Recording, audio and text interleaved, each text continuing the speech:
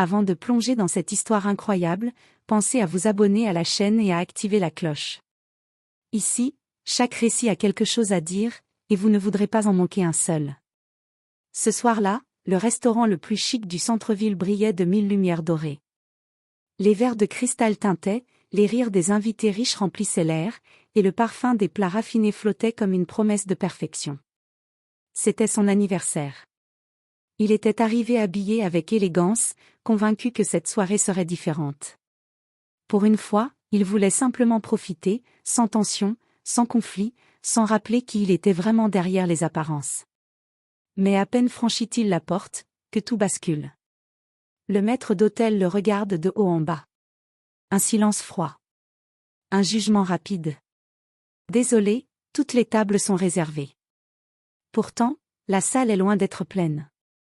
Il insiste doucement, montre sa réservation. Le maître d'hôtel sourit à peine, un sourire forcé, presque méprisant. Il doit y avoir une erreur. Et en quelques secondes, la vérité devient claire, ce n'est pas un problème de place, c'est un problème de lui. Des regards se tournent. Des chuchotements commencent.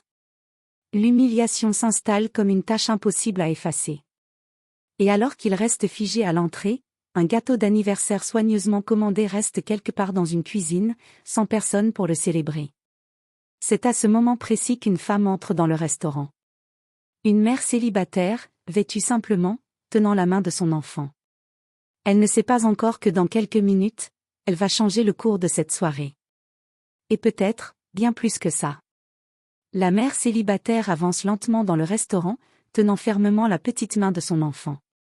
Elle porte des vêtements simples, propres mais sans luxe, le genre de tenue qui passe inaperçue dans un endroit comme celui-ci. Ses yeux observent la salle avec prudence. Elle n'est pas à sa place ici. Elle le sait. Mais ce soir, elle n'avait pas le choix. Elle s'approche de l'accueil. Le même maître d'hôtel qui venait de refuser l'anniversaire de l'homme lui adresse immédiatement un regard différent. Plus doux, plus hypocrite aussi. Un sourire automatique. « Bonsoir madame, une réservation ?» Elle hoche la tête et donne son nom. Il consulte son registre, puis acquiesce avec exagération, comme si elle venait d'obtenir une faveur exceptionnelle. « Très bien, suivez-moi. » En passant, elle aperçoit l'homme à l'entrée. Il est toujours là. Immobilisé. Humilié en silence. Leurs regards se croisent une fraction de seconde. Rien de dramatique, juste un instant suspendu, banal en apparence. Mais quelque chose passe. Une fatigue. Une dignité blessée. Une incompréhension commune du monde. Elle détourne les yeux en premier. Pas par mépris. Par habitude. Le maître d'hôtel la conduit vers une table, étonnamment bien placée. Trop bien placée même. Près des fenêtres. Près de la lumière. Elle s'assoit, installe son enfant, sort discrètement une petite serviette pour lui essuyer les mains. Tout semble normal.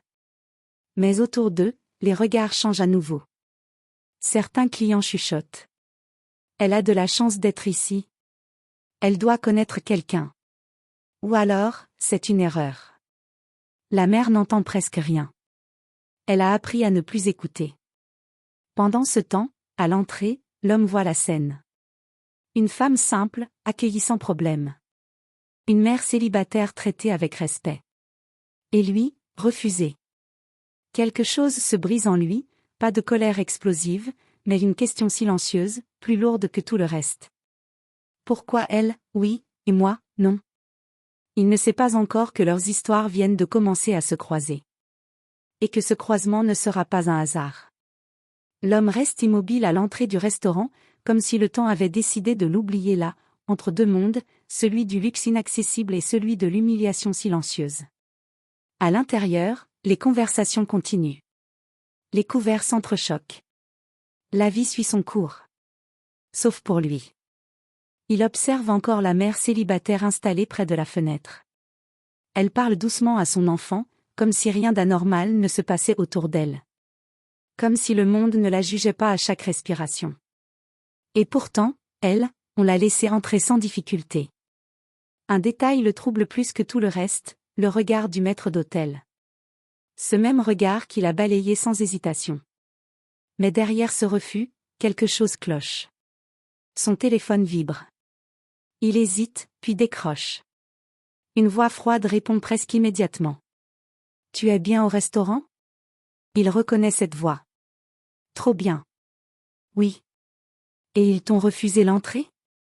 Silence. Il serre la mâchoire. « Oui. » Un léger soupir passe à l'autre bout du fil. « Comme prévu. » Ces deux mots le figent. « Comme prévu ?» répète-t-il lentement.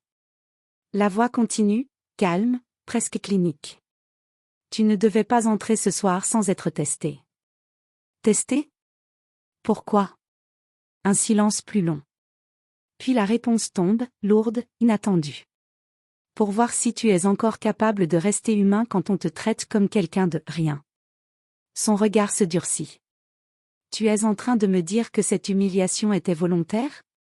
Ce n'est pas une humiliation. C'est un filtre. Il inspire profondément, mais quelque chose en lui commence à trembler. Et la femme à l'intérieur ? La mère célibataire ? Un autre silence. Cette fois, plus froid.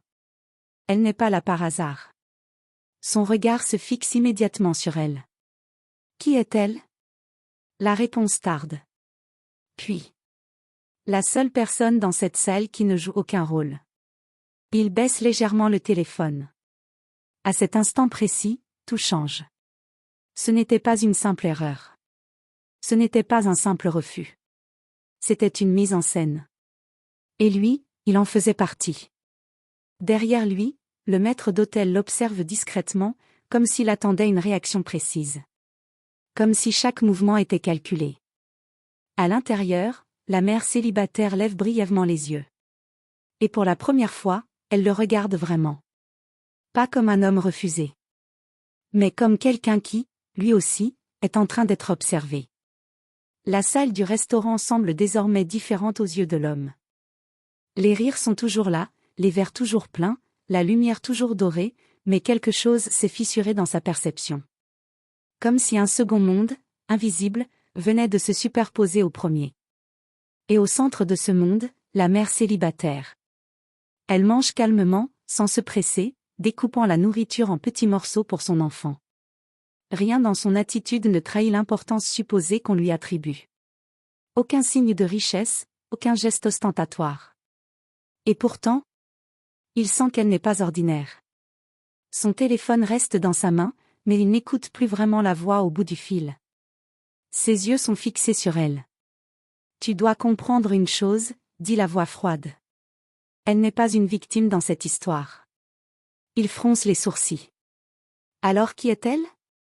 Un léger souffle se fait entendre, comme un sourire invisible. Regarde mieux. Il obéit. Et cette fois, il remarque des détails qu'il avait ignorés. La façon dont le personnel du restaurant évite subtilement de croiser son regard. La manière dont le maître d'hôtel ajuste discrètement sa posture quand il passe près d'elle. Même les conversations autour d'elle semblent légèrement plus basses, plus contrôlées. Comme si, sans le dire, tout le monde savait. Mais quoi ? À ce moment précis, un serveur s'approche de sa table. Trop vite. Trop nerveux.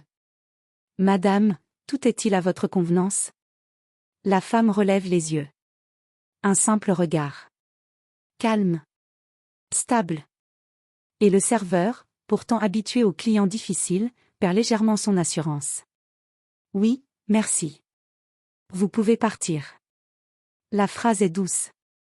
Mais l'effet est immédiat. Le serveur s'incline légèrement et recule. L'homme observe la scène, incrédule. Une mère célibataire traitée avec ce niveau de respect, sans raison apparente. Il se penche légèrement vers le téléphone. « Dis-moi la vérité. » Silence. Puis la voix répond enfin, plus grave. Elle n'est pas venue ici comme cliente.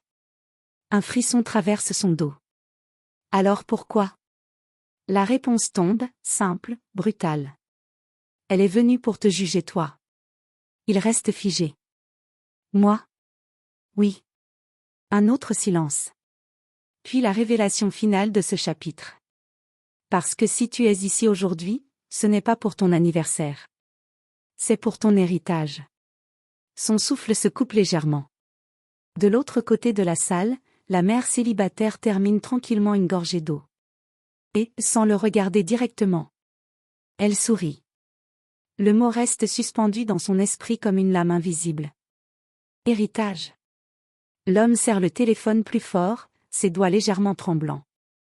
Autour de lui, le restaurant continue de vivre dans une normalité trompeuse, mais lui n'entend plus que son propre cœur. « Tu plaisantes » murmure-t-il. La voix au téléphone ne répond pas immédiatement. Puis, avec une froideur maîtrisée. « Si je plaisantais, tu serais déjà parti. » Il déglutit. À l'intérieur, la mère célibataire repose doucement sa serviette.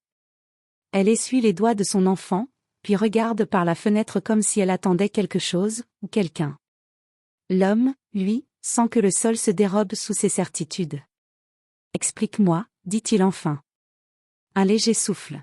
« Ton grand-père est mort il y a 3 jours. » Il se fige. « Et il t'a laissé quelque chose que personne ne devait te donner directement. » Pourquoi ? Parce qu'il voulait savoir si tu étais encore capable de voir les gens, avant de voir l'argent. Un silence lourd tombe entre eux. Dans la salle, le maître d'hôtel passe près de la table de la mère célibataire. Il s'arrête un instant. « Tout va bien ici, madame ?» Elle incline légèrement la tête. « Oui. » Simple. Calme. Fermé. Mais cette simplicité semble avoir plus de poids que toutes les conversations du restaurant réunies. L'homme la regarde encore.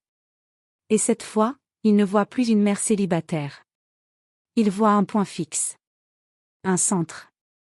Quelque chose autour de quoi tout le reste semble organisé. « Pourquoi elle est ici ?» répète-t-il. La voix répond. « Parce qu'elle est la seule personne autorisée à te dire la vérité sans rien attendre de toi. » Il fronce les sourcils. « Quelle vérité ?» Un silence. Plus long que les autres. Puis. « Que tu n'as pas été rejeté ce soir.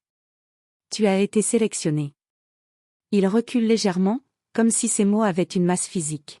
« Sélectionné pourquoi ?» La réponse tombe, définitive.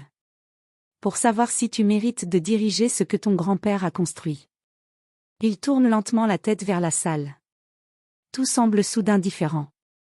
Les clients. Les employés. Le luxe. Même le gâteau d'anniversaire qu'il avait oublié.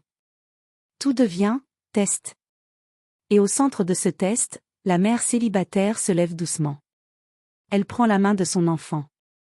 Puis, pour la première fois, elle regarde directement vers lui. Pas un regard curieux. Pas un regard surpris. Un regard qui attend. Comme si elle savait déjà qu'il allait comprendre.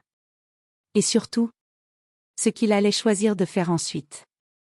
Le silence dans le restaurant devient presque lourd, comme si même les conversations avaient ralenti pour écouter quelque chose d'invisible.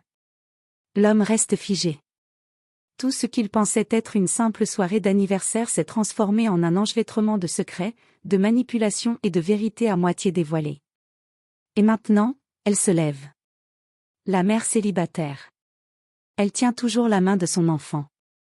Son visage ne trahit ni peur, ni excitation. Juste une forme de calme profond, presque déroutant. Elle fait un pas. Puis un autre. Et s'arrête à distance de sa table. L'homme la regarde sans détourner les yeux. Pour la première fois, il n'y a plus de maître d'hôtel, plus de voix au téléphone, plus de regards méprisants. Il n'y a que deux, et une décision qui semble suspendue dans l'air. Son téléphone vibre encore. Mais il ne répond pas.